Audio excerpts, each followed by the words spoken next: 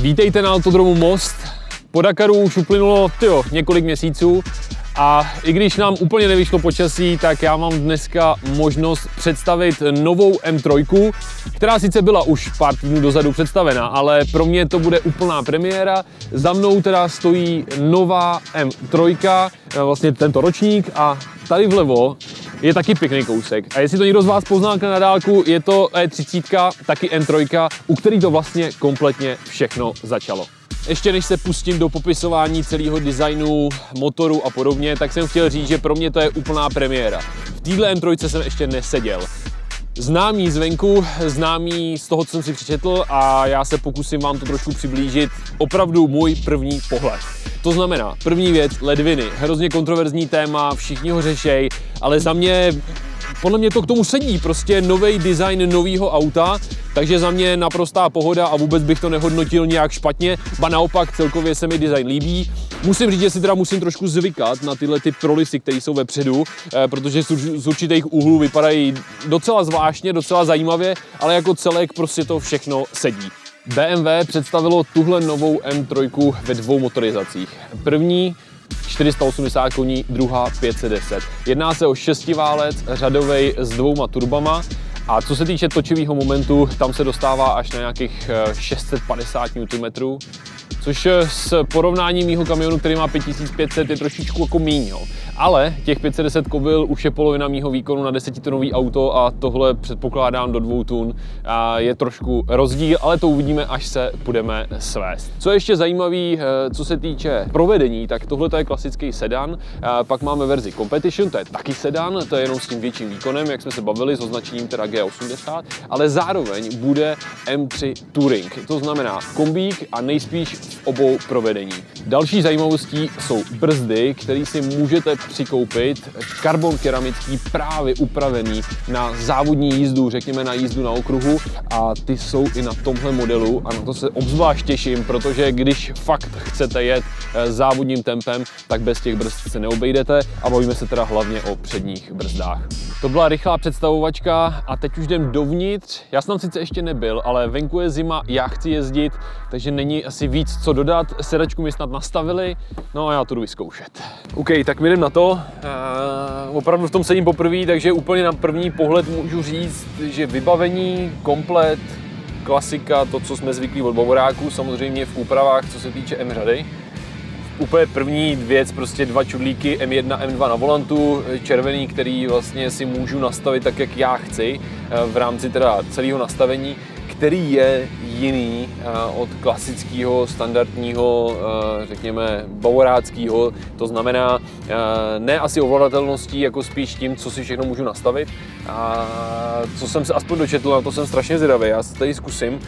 Tak pokud tady zmačknu čudlík Setup, tak se dostanu vlastně na nastavení všech módů celého auta a vidím tady, že můžu motor si nastavit do sportu, podvozek do sportu, řízení do sportu, brzdy do sportu a dokonce pak řešit teda kompletně trakci, která je právě novinkou v tomhle autě, a to je vlastně MX Drive, potažmo teda ovládání trakce. Můžu mít 4kolku, můžu si nastavit jenom zadní náhon, a dokonce auto je nastavený tak, že se s ním dá driftovat.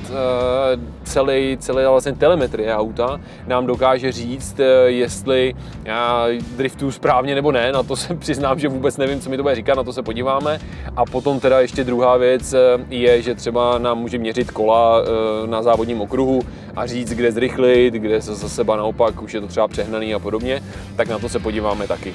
Jo, ještě bych skoro zapomněl, jedna zásadní věc. Momentálně sedím v modelu, který má 8stupňovou automatickou převodovku Supertronic, a je tady ale stále možnost mít manuální převodovku se 6 stupněma. Já osobně už v kamionu mám taky automat, takže já na něj nedám dopustit, pokud dobře funguje, a co mám zkušenosti s Bavorákama, tak opravdu funguje, a to je pro mě jedna vlastně z nejlepších věcí, co znám.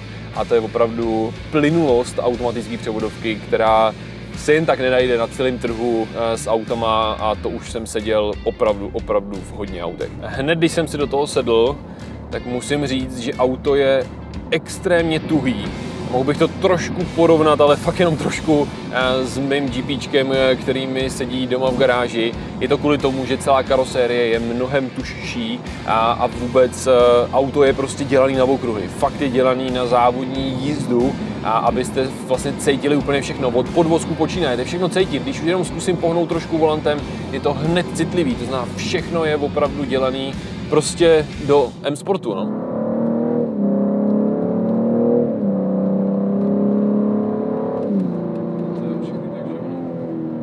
Fakt to podřazuje, ty vole, dobrý. OK, tak teďka jsme trošku zrychlili. První dojmy, pojmy, názory. No, za prvý automatická převodovka. Vůbec nepoužívám pádla. Do zatáček neuvěřitelně podřazuje. Musím říct, že teda zvuk je fakt dobrý, ale samozřejmě za to můžou i klapky, nastavení sportovního režimu právě přes ten čudlík M1. Zrychlení, tak to asi vidíte, to je prostě nesmysl, ale tak 510 koní je 510 koní. A zkoušíme cílovku. Už tam máme 180, no, 2 kg tam jsou jak nic. No, to je auto pro mě, už mám radost. Já jsem vždycky říkal, že jednou si M3 budu muset pořídit a musím říct, že tohle je velká paráda. A myslím si, že na rovině dáme 240 jak nic tady. Já se vždycky chci zdržet jako komentování, porovnávání osobního auta a mýho kamionu, ale když si prostě představím ten výkon, jo. Kamion, 1100 koní, 5500 Nm krouťák. Tady mám 510 koní, což je teda půlka, ale to je jako opravdu hodně na to, jak je malý a lehký auto. A 650 Nm. Jako, musím říct, že to je docela dostačující, teda nevím vůbec, proč v tom kamionu toho mám tolik. Jo. Budu se muset to zjistit. Jo, musíme už jako tady odsaď vyjet pořádně.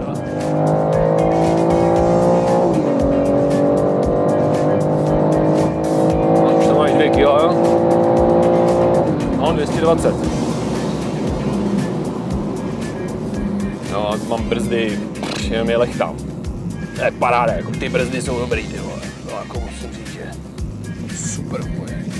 Nic, máme za sebou první takovou trošku ostřejší jízdu. Dal jsem si nějakých 5-6 koleček trošku, řekněme, tempu, nevím, jak bych to asi nazval, ale cílovku jsme zkusili 220, to tam vyšplhá krásně, takže výkonu je tam opravdu až. A já jsem hrozně mile překvapen a teď to nemyslím vůbec jakkoliv v reklamě nebo cokoliv jiného. Já opravdu jsem vystřídal hodně aut, ale musím říct, že okruhové ježdění a vůbec závodění na okruzích je pro mě velkou novinkou, ale myslím si, že jsem si rovnou sednul do těch lepších kousků a hned jsem opravdu mile překvapen. Hele, nečekejte ode mě emoce, jo. Já jsem fakt emočně plochý člověk, ale z tohohle auta mám zatím opravdu radost z těch prvních kilometrů, který jsem tady najezdil na okruhu, nebo spíš asi okruhu než kilometrů, tak zatím musím všechno hodnotit tak nějak pozitivně, ač k tomu nejsem donucený. Zatím mě tady nikdo nedrží pod krkem a neříká mi to, ale jak jsem říkal, prostě kvalitativně můžete očekávat to, co znáte od bavoráků. Takže všechno funguje od té doby, co si posadíte, nastavíte si sedačku, tak všechno funguje. Je tady spoustu možností, které si musíte opravdu projít a opravdu si vyzkoušet, proťukat všechno. Ne na okruhu, prosím vás, a ne když budete lítat někde po okrese stopade, ale prostě si to vyzkoušet, proklikat, zjistit, kde co je, nastavit si to auto tak, jak vy opravdu chcete. No a pak už je to jenom radost, pak už si to jenom užijte a vlastně nic jiného není potřeba, protože auto má všechno to, co má mít a k tomu samozřejmě nadlimit všeho sportovního, co se tady dá nastavit a jak se s tím vůbec dá jet. No tak takhle za mě, naprostá spokojenost a já jdu ještě jezdit dál, když mi to dovolí.